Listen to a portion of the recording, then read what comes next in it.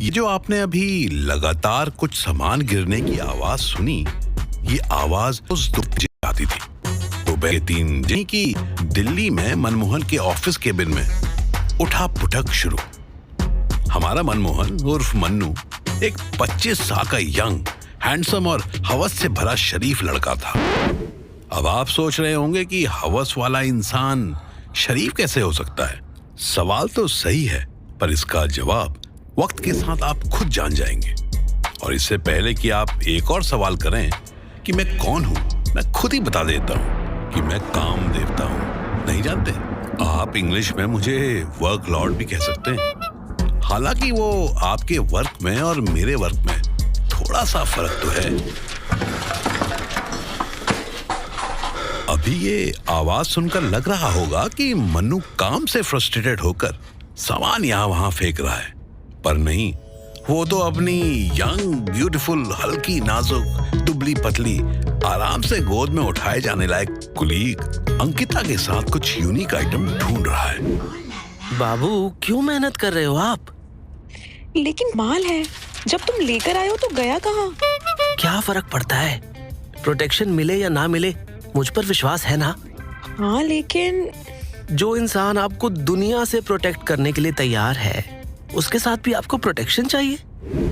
अब अंकिता को कौन समझाए कि मनु तो प्रोटेक्शन हर दिन अपनी जेब में रखकर घूमता है कि क्या पता कब कहां लग जाए। हालांकि अभी तक उसे ऐसी कोई लड़की मिली नहीं जहां से उसका कॉन्फिडेंस डगमगाया हो। मनु, तुम जब भी हाथ लगाते हो तो बहुत अच्छा लगता है। कहाँ हाथ लगाने से आपको ज्यादा अच्छा लगता है? हर जगह। अब अंकिता ने कह ही दिया तो मन्नू को तो मानना ही पड़ा, और ना भी कहती तो कौन सा मन्नू रुक जाता। वो तो बस इंतजार कर रहा था कि कब लड़की जरा वेट हो और वो अपने काम में ढंग से सेट हो। मन्नू ने अंकिता को लैपटॉप की तरह लैप पर उठाया और डेस्कटॉप की तरह टेबल पर रख दिया। इतना टाइट टॉप मत पहना करो। मन करता है आपकी कोमल गर्दन से होते हुए अपना हाथ टॉप के अंदर ले जाऊं। और ये बात तुम हाथ अंदर डालने के बाद कह रहे हो? नहीं, मैंने कहाँ डाला। वो तो आपके देखते ही हर चीज खुद ब खुद अंदर जाना चाहती है। जैसे कि ये मेरा दूसरा हाथ जो धीरे से आपके पैरों से होते हुए स्कर्ट के अंदर जा रहा है। दोनों पैरों को थोड़ा दूर करो और मेरे हाथ को उसकी मंजिल तक जाने दो। अब अंकिता अपने पैर दूर करे उससे पहले ही मन्नू की किस्मत और केबिन के डोर पर पियोन ने आकर नॉक कर दिया। सर, आपको बॉस बुला रहे हैं। हाँ, मैं आता हूँ। मिश्रा सर ने तीसरे नंबर की फाइल मंगवाई है सर। मनु, अब क्या करे? ये अंदर आ गया तो? आप क्यों चिंता करते हो? जिसकी किस्मत में अंदर जाना लिखा था वो नहीं जा पाया तो ये कैसे अंदर आ पाएगा? जब दो सेक्सुअल पार्टनर्स अकेले एक कमरे में बंद हो और दरवाजे पर कोई आ जाए, इसमें एक समझदार इंसान क्या करता है? वही जो अंकिता ने किया। मनु को दरवाजे की तरफ बढ़ता देख पियोन की नजरों से बचने के लिए खुद को डेस्क के पीछे छिपा लिया। काका, आप क्यों परेशान होते हैं? मिश्रा जी को फाइल मैं खुद जाकर दूंगा। आपका लंच टाइम हो गया है, आप वो करिए ना। और हाँ, बॉस से भी जाकर मिलता हूँ। मनमोहन सर, एक आप ही हैं जो पूरे ऑफिस में इतना प्यारा बोलते हैं, वरना बाकी तो ऐसा लगता है साले चिड़ियाघर से छूटे हैं अभी। और वो बॉस तो खैर, मैं चलता हूँ। पियोन चला गया। शिवानी, बाहर आ जाओ। गए वो। शिवानी? ये शिवानी कौन है? शिवानी मतलब शिव की आनी। अरे मैं आपका शिव, आप मेरी आनी। मैं समझी। आनी क्या होता है? और तुम कब शिव बने? तुम तो मनमोहन हो ना? हाँ, वो तो हूँ, पर जब आपके साथ होता हूँ तो मैं बिल्कुल शिव जैसा हो जाता हूँ। शिव, आनी, शिवानी। आप शिवानी हो जाती हो। बहुत अच्छा मीनिंग होता है शिवानी का।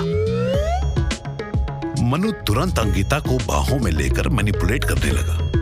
अंकिता भी उसकी बातों में कन्विंस होने लगी। अभी आप जाओ, मैं आपको तसल्ली से इसका पूरा मतलब बताऊंगा। With subtitles.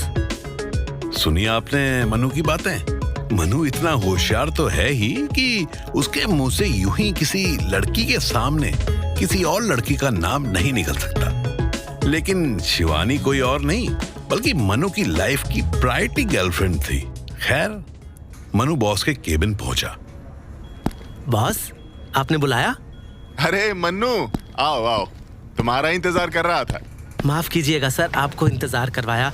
वो मिश्रा सर की फाइल ढूंढने में काका की मदद कर रहा था। बस तुम्हारे इसी व्यवहार से इंप्रेस होकर मैं मैनेजमेंट से तुम्हें मैनेजर बनाने की रिक्वेस्ट करना चाहता हूँ, पर तुम हो कि मानते ही नहीं। खैर, मान जाओ तो यूं इधर उधर घूमना भटकना नहीं पड़ेगा। मस्त मेरी तरह ऑफिस में बैठो एसी चला के। मन्नू किस मुंह से कहता कि यूं भटक भटक कर ही तो उसने घाट घाट का पानी पिया है। अभी तो न जाने कितने घाट, मेरा मतलब शहर बाकी हैं जहां मन्नू को अपना अकाउंट खोलना है। एनीवेज, तुम्हारी नेक्स्ट ट्रिप शेड्यूल हो गई है? तो मैं ग्वालियर जा रहा हूँ। हाँ, कंफर्म तो है, पर तुम एज एन इन्वेस्टिगेटर अक्सर ग्वालियर जाने के लिए इतने उतावले क्यों रहते हो? बॉस, वहाँ के लोग काफी अच्छे और कोऑपरेटिव हैं। इस शहर की ट्रिप से हमारी कंपनी को काफी फायदा हुआ है। बात तो तुम्हारी सही है। फिर ये लो आज रात की टिकट और पहुंचो ग्वालियर। ग्वालियर का नाम सुनते ही मनु की आंखों में चमक और दिमाग में हवस आई। आए भी क्यों ना, वहाँ मनु की तानिया जो रहती है। पर मनु ग्वालियर जाके तानिया से मिलने की एक्साइटमेंट में ये तो भूल ही गया कि उसकी लिव इन गर्लफ्रेंड शिवानी रात के लिए एक स्पेशल प्लान बना चुकी थी। पर 9 बजे तो उसे ग्वालियर की ट्रेन पकड़नी थी। मनु शाम 7 बजे अपने घर पहुंचा।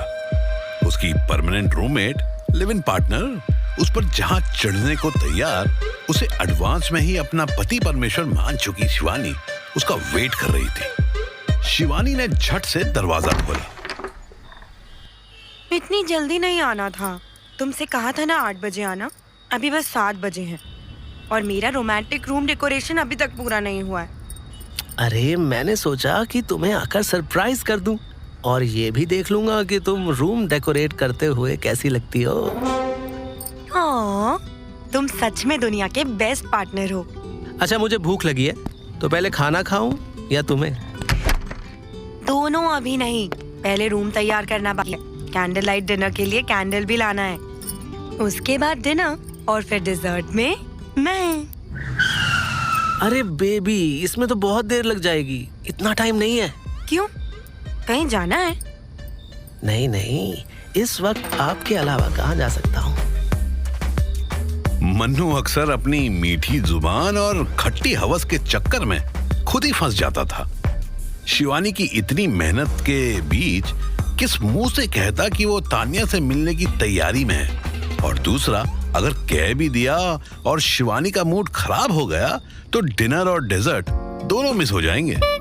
तुम इतनी क्यूट हो ना कि तुम्हारी सॉफ्ट सॉफ्ट कमर को पकड़कर तुम्हें करीब करना और भी अच्छा लगता है।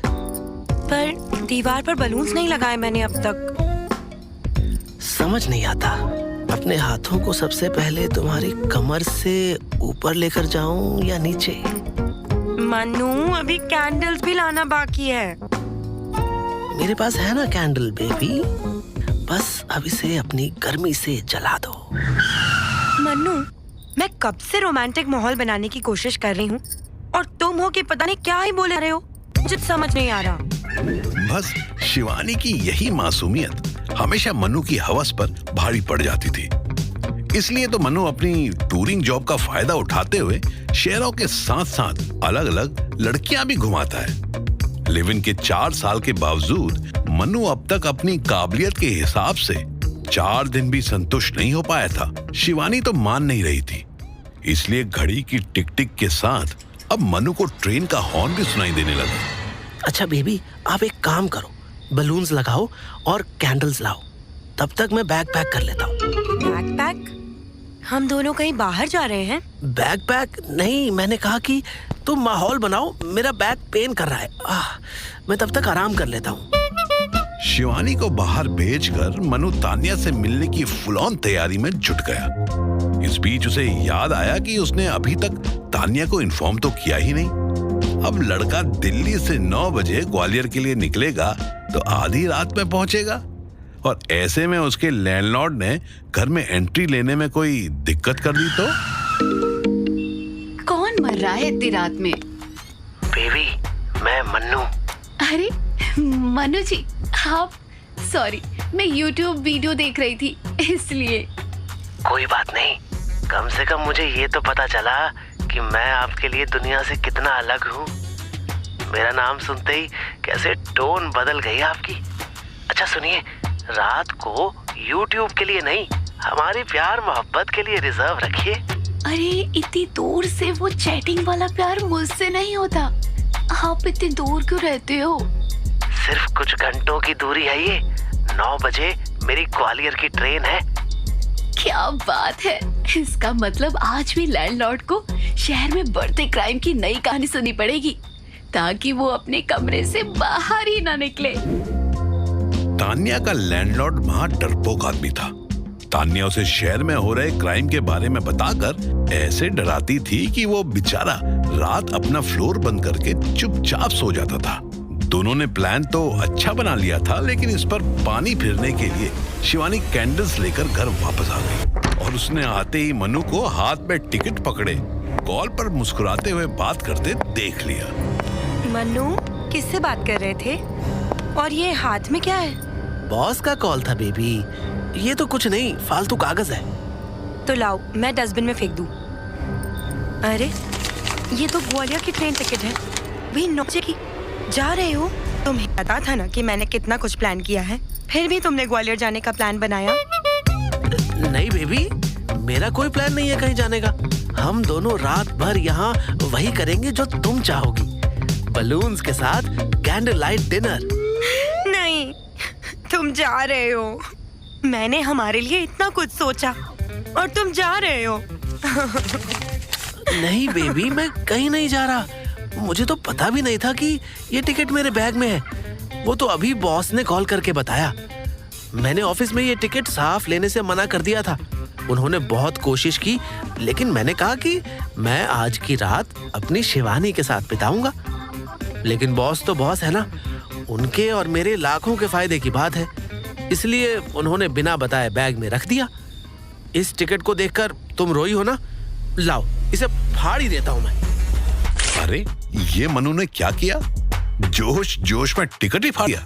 और उधर तान्या ने अब तक अपने लैंडलॉर्ड के कान में जाने कितने लोगों की लाश बिछा दी होगी। अब अगर मनु तान्या की नींद उड़ाकर ग्वालियर नहीं पहुंचा तो तान्या उसे ऐसी खरी खोटी सुनाएगी कि वो सह नहीं पाएगा। लेकिन फिलहाल मनु ने शिवानी को गले लगा लिया और म्यूट की हुई कॉल डिस्कनेक्ट कर दी।